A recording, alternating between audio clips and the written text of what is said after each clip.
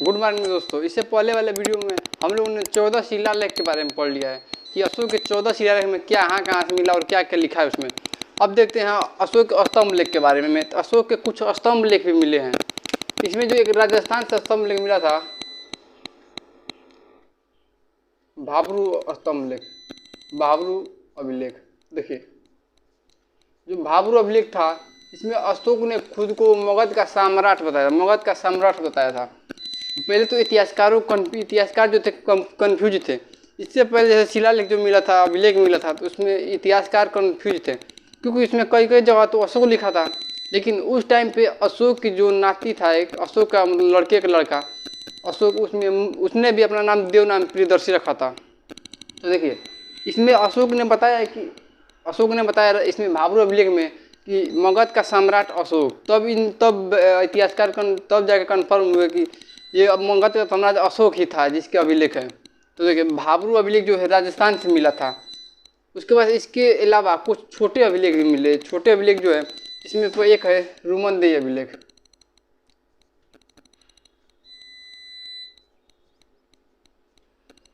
रुमनदेही अभिलेख मिला।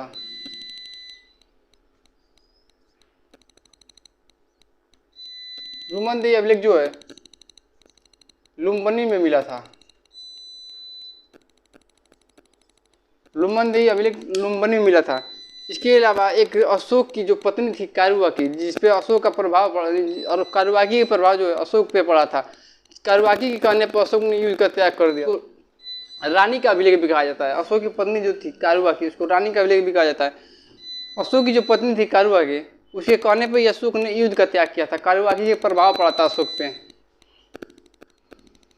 कौशाम्बी का अभिलेख।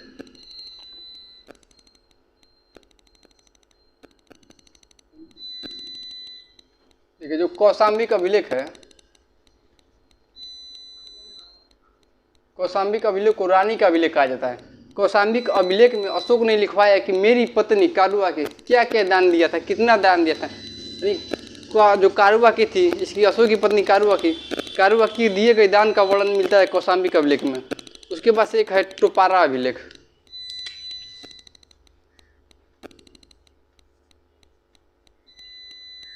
एक टोपारा अभिलेख है और एक है मेरठ का अभिलेख, मेरठ अभिलेख। ठीक है, इस टोपारा और इस मेरठ अभिलेख को फिरोज शाह तुगलक, तो टोपारा और मेरठ अभिलेख को फिरोज शाह तुगलक ने दिल्ली के तुगलकाबाद में स्थापित कर दिया। फिरोज शाह तुगलक ने टोपारा अभिलेख और मेरठ अभिलेख को दिल्ली के तुगलकाबाद में स्थापित करवा दिया था। उसके बाद देखिए रामपुरवा है। जो रामपुरवा अभिलेख है, रामपुरवा अभिलेख जो है बिहार में मिला था। रामपुरवा अभिलेख बिहार में मिला था। उसके बाद है एक लौरिया नंदन है और एक अभिलेख मिला था लौरिया ओरीराज।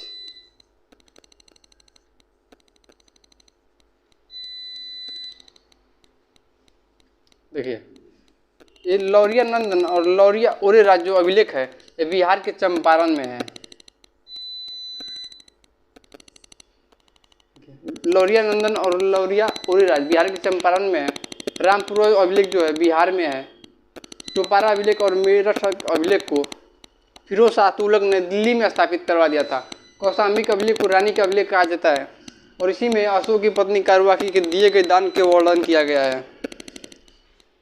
उसके बाद अशोक के 3 गुफा लेख भी थे, जो बराबर ही पहाड़ियों पे गुफाओं में लिखा गया था गुफा लेख। अशोक के 3 गुफा लेख भी थे। उसके बाद देखिए अशोक ने धम्म यात्रा भी प्रारंभ किया था।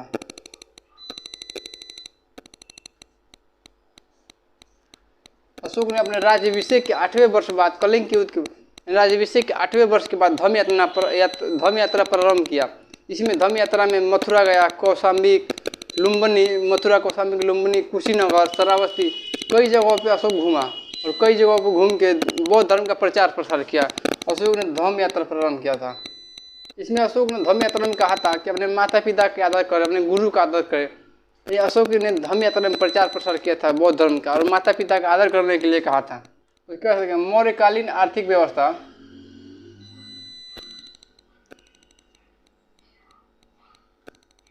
मौर्यकालीन आर्थिक व्यवस्था।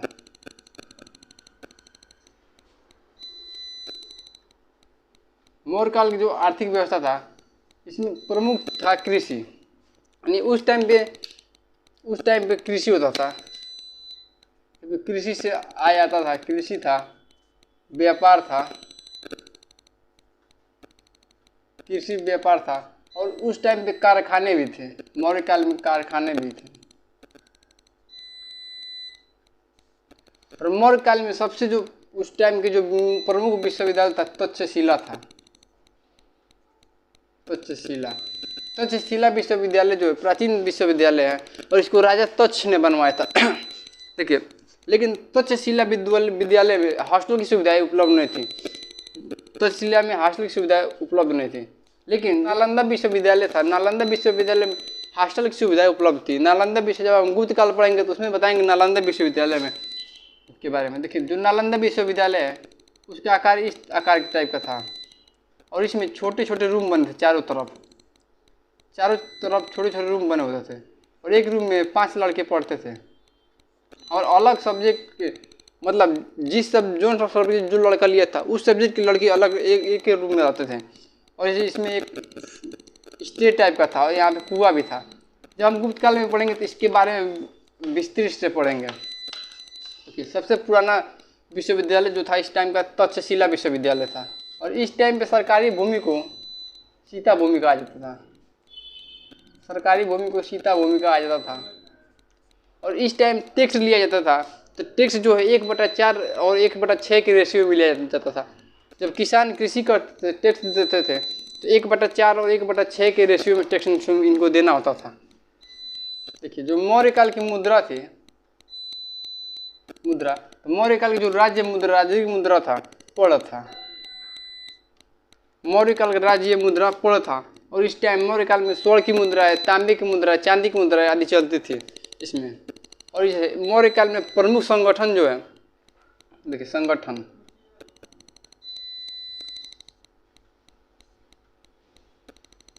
तीन प्रमुख संगठन थे। एक था श्रेणी संगठन। जो श्रेणी संगठन था, श्रेणी संगठन जो शिल्पकारों का था, शिल्पकारों का संगठन।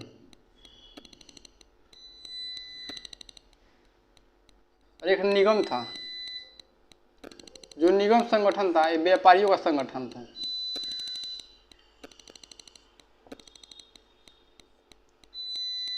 और एक था सार्थवाह। सार्थवाह संगठन था, इसमें क्या होता था, काफिला का संगठन था। जैसे जो श्रेणी संगठन में शिल्पकार जो थे, शिल्पकार उनका जो संगठन था उसको श्रेणी संगठन कहते थे। जो निगम संगठन था, निगम संगठन में व्यापारियों का संगठन होता था। जो सार्थवाह थे इसमें काफिला, जैसे कि उस टाइम पे किसी भी सुनसान रास्ते पे लुटेरे ज़्यादा आते थे। तो इसमें क्या होता था, अगर कुछ लोग मिल के आपस में डंडा उंडा लेके और उस रोड से जाते थे, अगर जाना होता तो उससे क्या होता था कि अगर ज़्यादा लोग रहेंगे तो लुटेरे भी नहीं आएंगे डर के मारे। और डंडा उंडा लिए थे तो लुटेरे भी नहीं आते थे। और इसको जैसे काफिला कहा जाता है।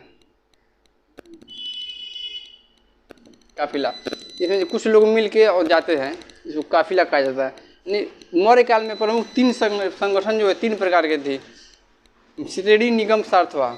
और इसमें जो मुद्रा थी, राजकीय मुद्रा जो थी पड़ था। मौर्य की राजकीय मुद्रा पड़ था। देखिए, मौर्य काल में जो सेना थी, जो मौर्य काल की सेना, मौर्य काल की सेना जो थी नंद वंश की 3 गुनी सेना थी। यानी मौर्य काल की सेना नंद वंश की 3 गुनी हो चुकी थी। जैसे घनानंद के समय भी बहुत ज़्यादा सेना हो गए थे। उसी टाइम सिकंदर आक्रमण किया था, लेकिन भारी सेना को दिख कर वापिस चला गया था। मौर्य काल के समय तो और 3 गुनी हो गया था। और इसमें जो जस्टिन ने मौर्य काल की सेना को लुटेरों का सेना कहा है। और इसमें सेना जो 3 प्रकार का सेना था मौर्य काल में। और इस जस्टिन ने लुटेरों का सेना कहा था मौर्य काल की सेना को। इसमें जस्टिन ने सेना को डाकू का गिरोह कहा था। उसके बाद देखिए, दोस्तों आप लोग इतने समझ में आ गए।